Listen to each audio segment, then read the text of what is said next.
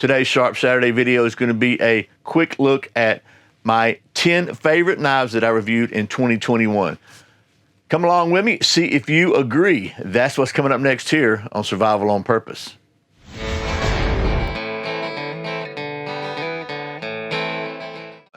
Welcome back to Survival on Purpose, your home for trustworthy information and gear reviews related to camping, survival, and general preparedness for regular folks. My name is Brian. Thanks for joining me for another Sharp Saturday video where it's Saturday and we take a look at something sharp. And as I said, today we're going to take kind of a look in the rearview mirror at 2021 and take a look at what I'm going to call my 10 favorite knives that I reviewed in 2021.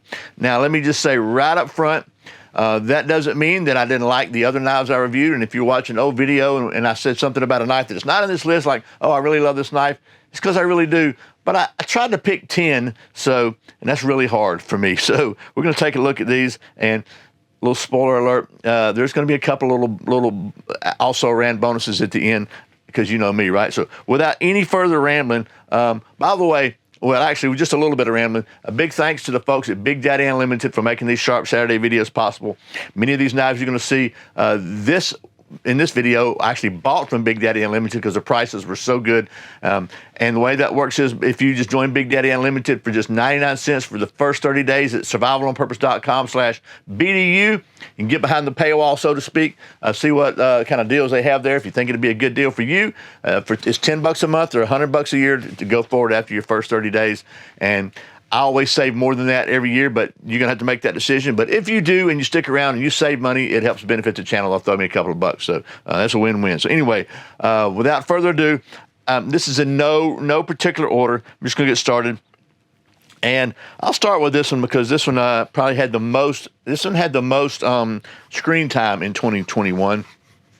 And that is the KBar Kephart BK62, and it is Ethan Becker's kind of take on the original Kephart knife, and pretty cool. I like this one a lot. I got to talk to Ethan about this at Blade Show last year, so it's got a special place in my heart, and it is based upon his take on the original that he had that had been found unused. It was one of Kephart's knives. So it doesn't match the one in the museum that everybody talks about because it's been used. This one was based on an unused model. But it's pretty cool. And I'll put links to all these videos, by the way, in the description below, so you can check them out if you want to check out the details, because everything I've done here has had a detailed video, everything I'll show you. But that's the first one we'll look at, KBar BK62, and that's number one. Number two, we just stay in that vein. I did a kind of if you remember, a Kephart, I guess a comparison, Kephart series, and I chose what my favorite winner from the Kephart, I guess the derivative Kephart designs that are out there. And as much as I like this one, for my favorite, one of the ones I looked at least, I picked the ESEE. What is this one? This is the PR4. I'm sorry, the PR4. This is a Patrick Rollins design.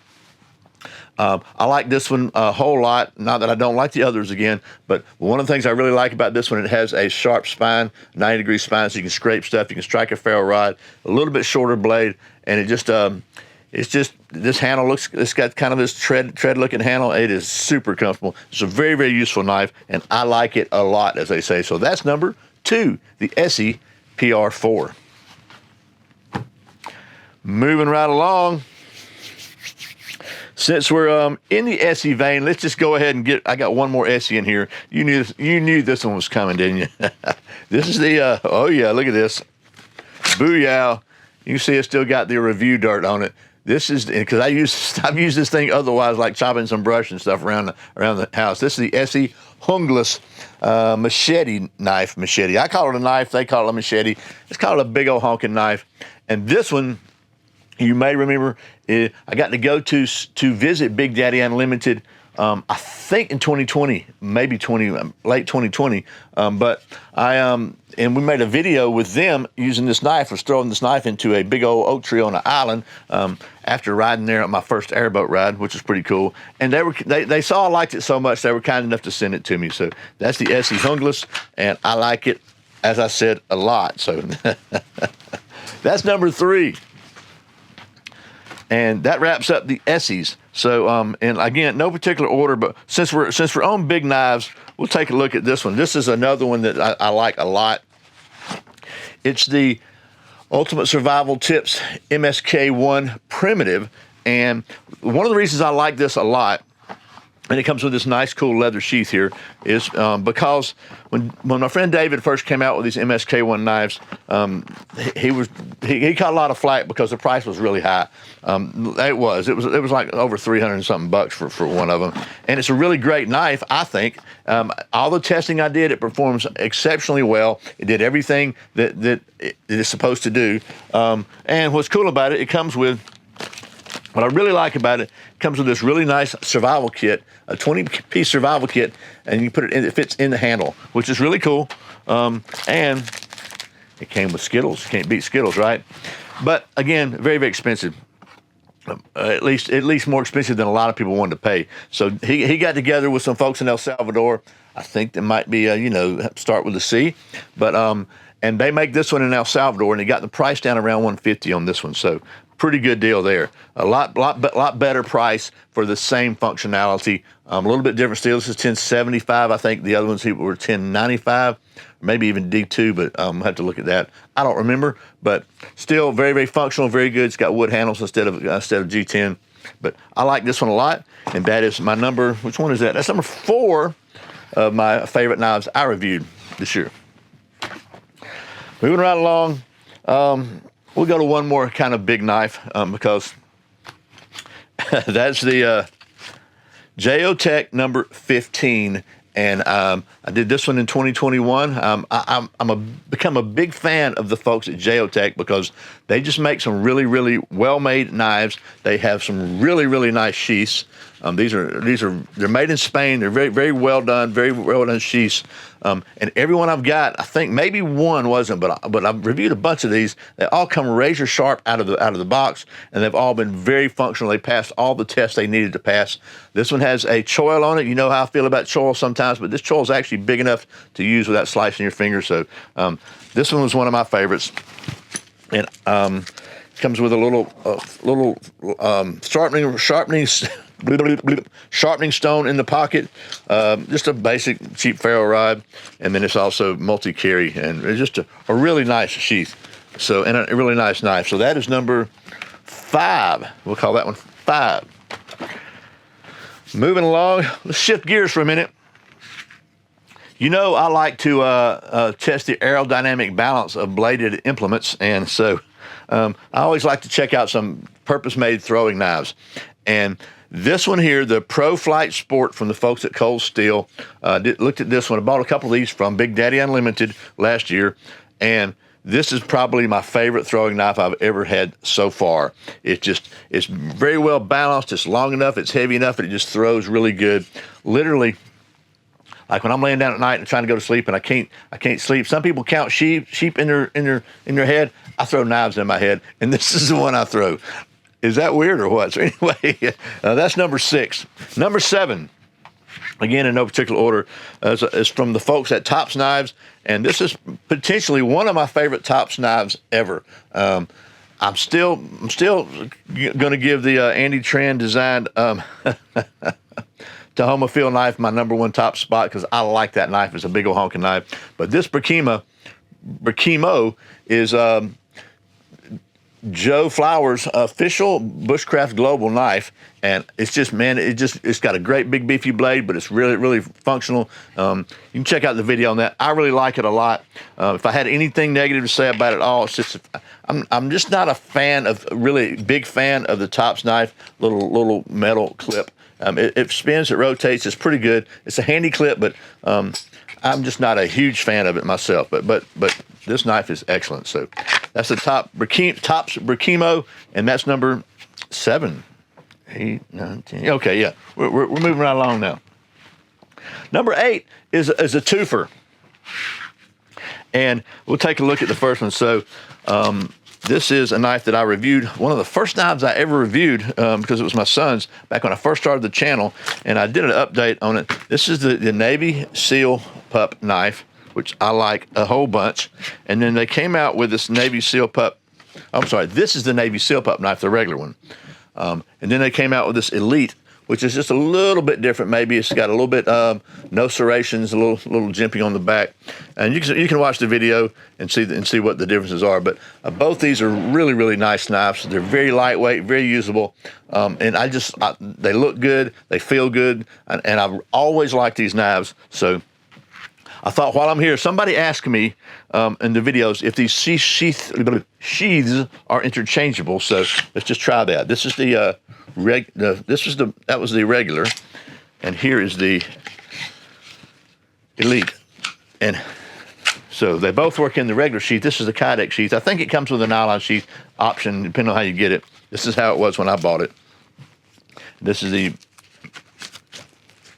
Elite fits in the nylon sheath, as does the regular. So, yeah. But believe it or not, the way that the packages I bought, the nylon sheath came with the Elite, and the regular came with the Kydex style sheath.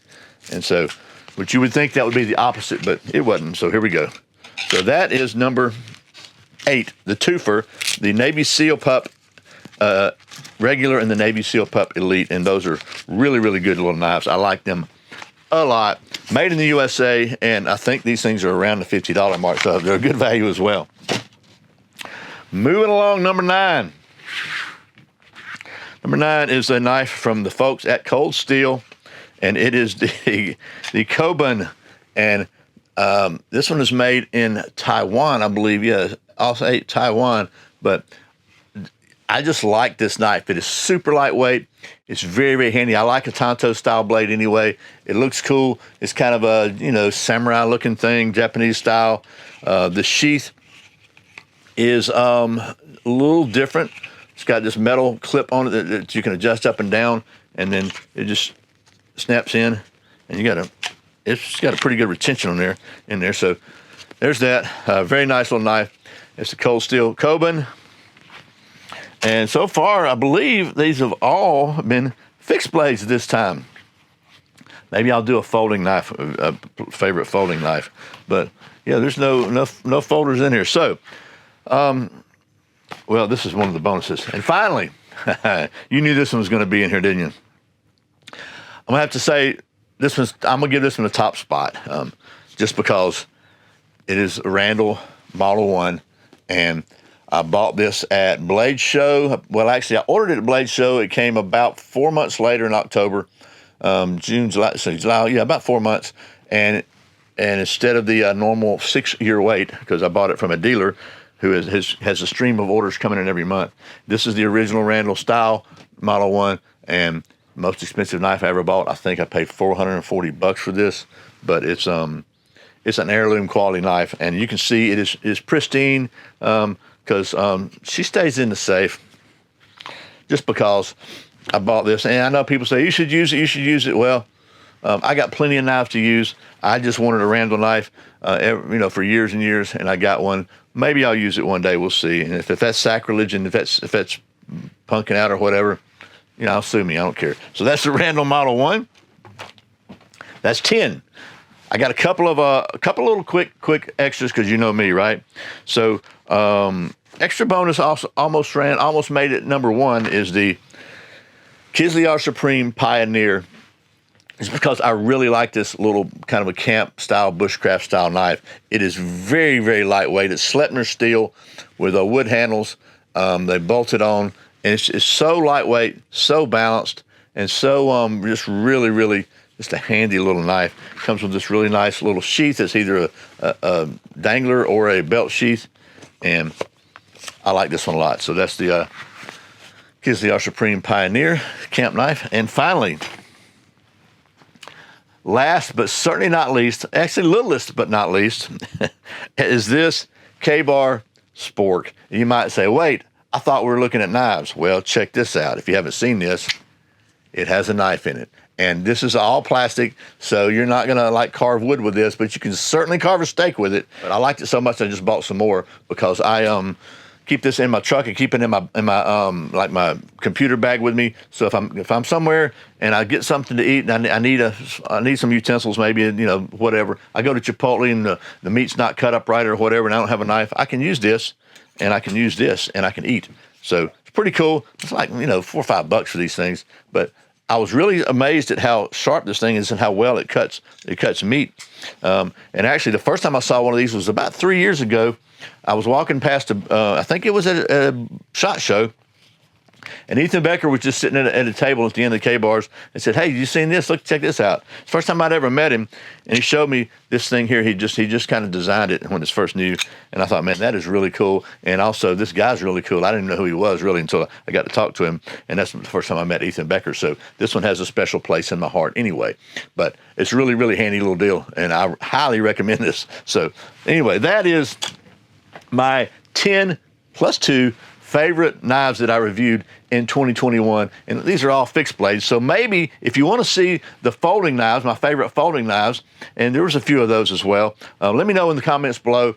And if you like this kind of video, let me know also. I might do a favorite firearms video, but trying to keep this one, you know, YouTube friendly. So anyway, I hope this has been interesting. I really appreciate you watching Survival on Purpose, and we're going to kick back with Sharp Saturdays in 2022. So let me know what you would like to see. If you have any requests, let me know in the video description below, and I'll see if I can make them happen this year for you in 2022. I really sincerely appreciate all your support over the years. Thanks for watching Survival on Purpose. Remember, survival's not an accident, so be prepared, and I will see you next time.